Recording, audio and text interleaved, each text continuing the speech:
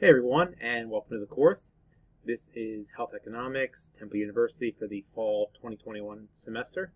My name is Joe Shin. I am the instructor of this course. The goal of this video is to walk you through the overall course, to really explain to you everything you're going to need for the course, where to find everything. We're going to go through Canvas in a second, and all that good stuff. So hopefully you know that at this point the course is entirely online. There is no set meeting time. What we will have is every week you will have a set of assignments, reading, so forth. But within that week, with the exception of some due dates, it is more of a self-paced course. So first, a little bit about me. As I mentioned, my name is Joe Shin. I have been teaching at Temple since 2010. Some of the courses that I've taught include microeconomics, macroeconomics, health economics, labor economics, sports economics, and a couple other courses here and there. I do, again, teach part-time at Temple. I've also taught part-time at some other universities in the area. But again, this is my part-time job. Full-time, I work for the federal government. I work for the Department of Housing and Urban Development as an economist, a job that I have been doing for about 11 years now. My job primarily entails looking at different housing markets, predicting demand for housing, the economy, the population trends, so forth. But I will also review other projects that or other apartments that come into HUD for financing or are looking to take advantage of one of our other programs. So, no further ado, let's get into the rest of the course. So here we have the Canvas page for the course. Within the Canvas page, my view is going to look a little bit different from your view. Just to give you an idea real quick. So this is what it's going to be looking like to you. But so that I can get into different pages, I'm going to switch back over to my view. And on the home page here, we have the home page, announcements, syllabus, modules, assignments, grades, and people. And so on the home page, you're really going to be seeing the same as you're going to see on the modules page. In the course syllabus and information section, you're going to have the intro video that you're watching now, the syllabus, and a VoiceThread tutorial, which I'll explain in a minute. If you click on the syllabus, you can either view it here or download it. So let's take a look at this. So the syllabus, here's the information. This is, again, health economics. This is the writing intensive portion, or the writing intensive section. There are sections that are not writing intensive, but this is not it. Here's my contact information. Email, joseph.chin@temple.edu, is the best way to contact me. Again, I do work full-time during the day, but I'm usually able to respond to emails relatively quickly, within 12 to 24 hours, depending on when they are sent. Office hours will be conducted virtually via Zoom. They will be Tuesdays from 8 to 10 or by appointment. The link is in the Canvas classroom, which I'll show you. Required textbook, Health Economics and Financing. It's a 5th edition, but it was published in 2013. The reason why I continue to use this book is because the theory in the book, I think, is the best out there. Now, some of the data that's presented in the book is a little bit outdated, but as you'll see in my lectures, I do update some of that data to make it a little more up to date, but it still applies regardless. Course description, learning objective, web access. So again, this course is being administered entirely online. There are no set meeting times, and we do not meet in person. So on the Canvas website for the course, you're going to find all the assignments, lectures, quizzes, exams, and any links to outside work. Now, You are responsible for keeping up with all assignments and asking questions if you have any.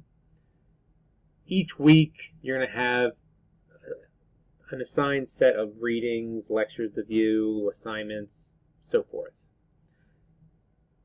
Everything within that week, however, you can submit it at any time. I encourage you not to wait till the last minute, but for the most part, everything will be due by the end of the day on Sunday. Now, the one caveat to that is that the VoiceThread assignments, you have 2 to make. One is by Wednesday and the other is by Sunday. So, again, I'll explain that in a second. So each week runs from Monday through Sunday, and the materials will only become available 1 week ahead of time. And so, for example, when the course starts, weeks 1 and 2 will be available. Week 3 will not become available until the start of week 2. Week 4 will not become available until the start of week 3, and so forth. The course grade is determined by the following. We're going to see the breakdown here. Here's the grading scale. So, weekly discussions. During some of the weeks, you will be required to participate in discussions via VoiceThread. And with these discussions, you'll be given a topic, and you'll have to make 2 posts. By the end of the day on Wednesday, you're to log on, see what the topic is, and post 1 original comment on that topic, either answering the question, giving an example, or just discussing some information, depending on what is asked. So that's going to be your first post. For the second post, you're going to come back sometime between Thursday and Sunday, view the posts that were made by other students, and directly respond to one of the posts. In your response, you can expand on what they said, you can agree with it, disagree, but whatever you respond, especially if you disagree, be sure that you are respectful. The grading for it is broken down here. Quizzes. Every week there will be a quiz given, and that will cover what was covered that week. Now, there are no makeups, and missed quizzes will receive a grade of a 0. However, I do drop the lowest 2 quiz grades at the end of the semester, so just keep that in mind. All the quizzes will be administered in Canvas, and there will be a strict time limit of 30 minutes. And so, once you open the quiz, you will have 30 minutes to complete it. The paper. So, as I mentioned, this is a writing-intensive section of the course. In this course, you are to write a comprehensive paper. Now, this is not a purely research paper. By that, I mean the goal of the paper is not to have you pick a topic and then gather information from different sources and then just discuss what was said in those sources, in those papers. Instead, this paper is a data-driven empirical paper. So, I have an entirely different section discussing the paper, but just to give you kind of the idea of it, with this paper you were to come up with a topic, and you were to, with that topic, you're to form a hypothesis, and you test that hypothesis by using data. You're to gather data and come up with a conclusion on that, based on that data that either supports or does not support your hypothesis. Now, this is important because a lot of people tend to write research papers, and the biggest difference is that with this paper, the main conclusions of the paper must be ideas that you formed on your own by looking at that data.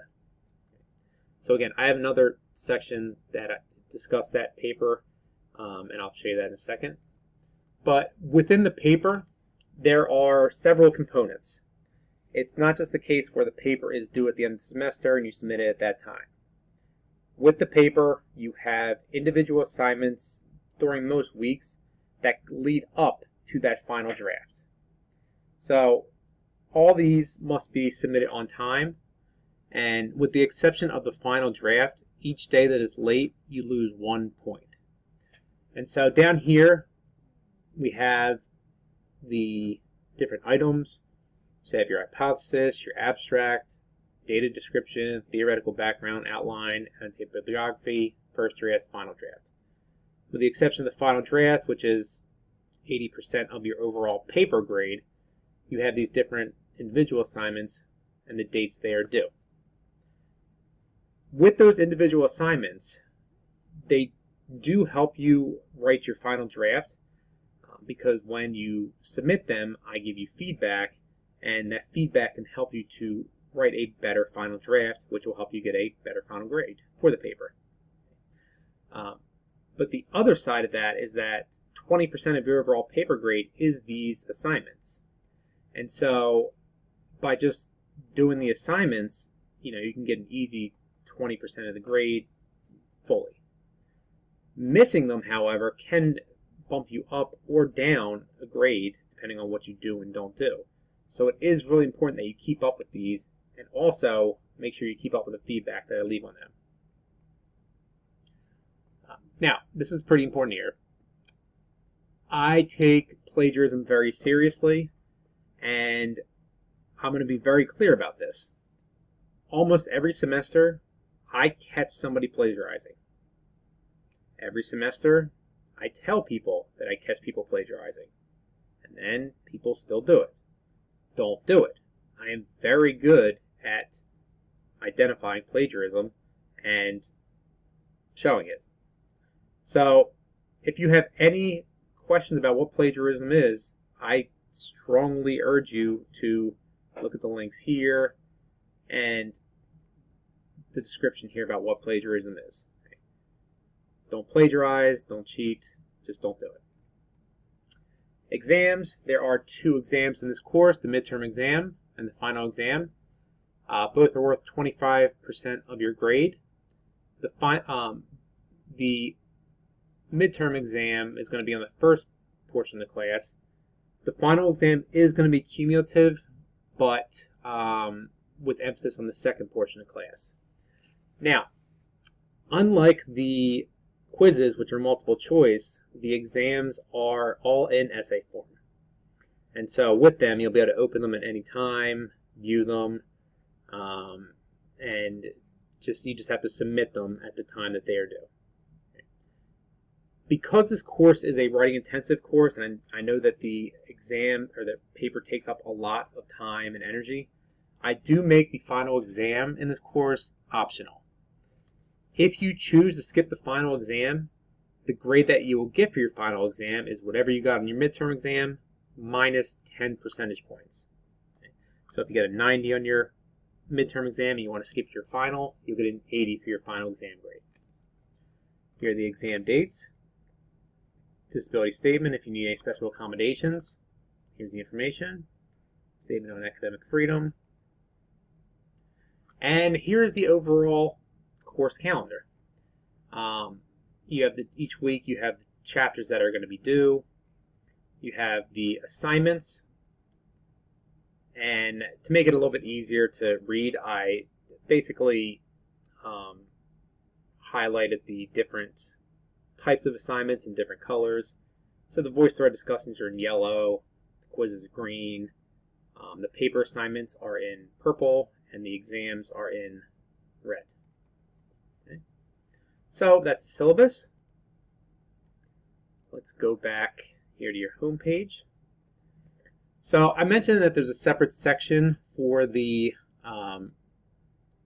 paper, and that is here. And so within here I have a writing guide which takes you through not only the paper overall, but also the individual assignments. And in addition to that, I've also put together different videos that discuss each individual assignment. And you'll be able to find them here.